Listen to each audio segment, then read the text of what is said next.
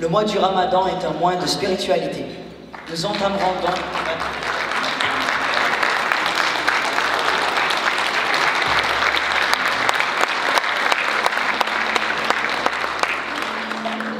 Nous entamerons donc notre programme par un propos qui rappelle toute la sagesse dont est porteur ce mois. Qui saura mieux le faire que l'imam Hassan Guillet que j'invite à prendre la parole. The month of Ramadan is a month of spirituality. The month of Ramadan is a month of spirituality. We'll begin our program with a statement that recalls all the wisdom that is bearing this month. Who could do it better than Imam Hassan Guillet, whom I invite to speak?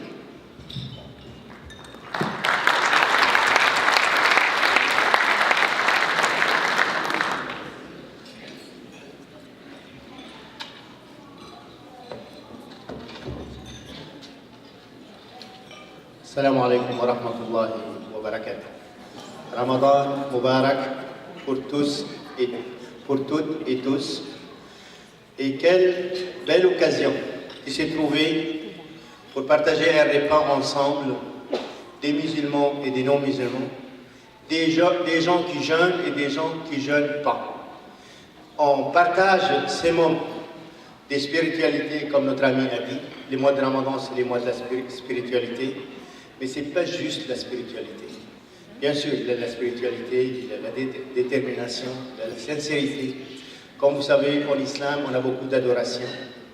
Mais le jeûne est considéré l'adoration de la sincérité. Parce qu'il n'y a personne qui sait si on jeûne ou non. Quand on a soif, quand on a faim, quand on a mal à la tête, puis on est seul à la maison, c'est quoi qui nous empêche d'ouvrir les frigidaires et boire un verre d'eau? C'est juste notre spiritualité et notre détermination et notre sincérité. En plus, c'est les mois de partage. Je me rappelle quand on était petit, on n'avait pas de restaurant dans notre village.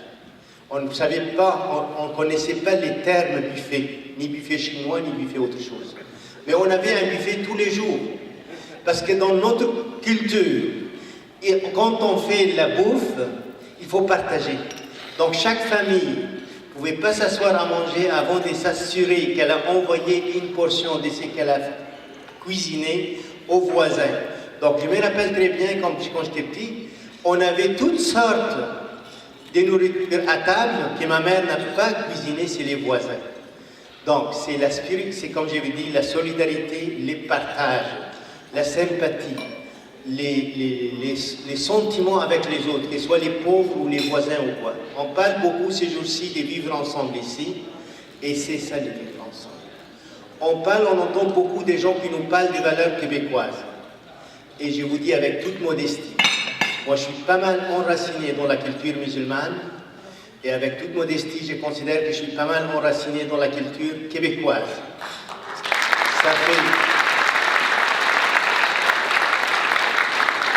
Ça fait 44 ans que je suis ici, avec toute la neige qu'on a, ça forme et se déforme aussi.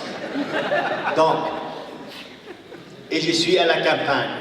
Les gens à la campagne, quand ils ont besoin de quelque chose, c'est leur voisin qui va venir visiter.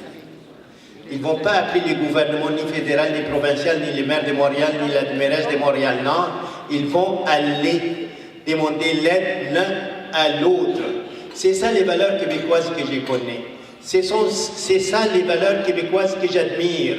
Donc j'invite tous ceux qui veulent protéger les valeurs québécoises et qui veulent protéger l'identité québécoise, qu'ils viennent partager avec nous un repas pendant les ramadans et ils vont savoir, c'est ça les valeurs communes pour nous tous.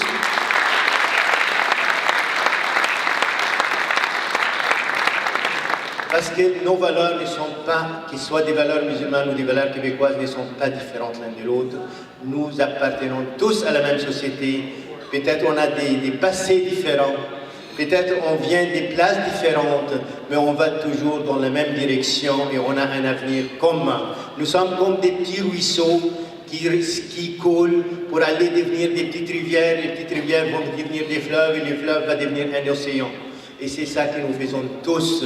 Nous devons tous travailler ensemble et je vous souhaite à vous tous un bon repas, un Ramadan Mubarak et merci à vous tous et à vous.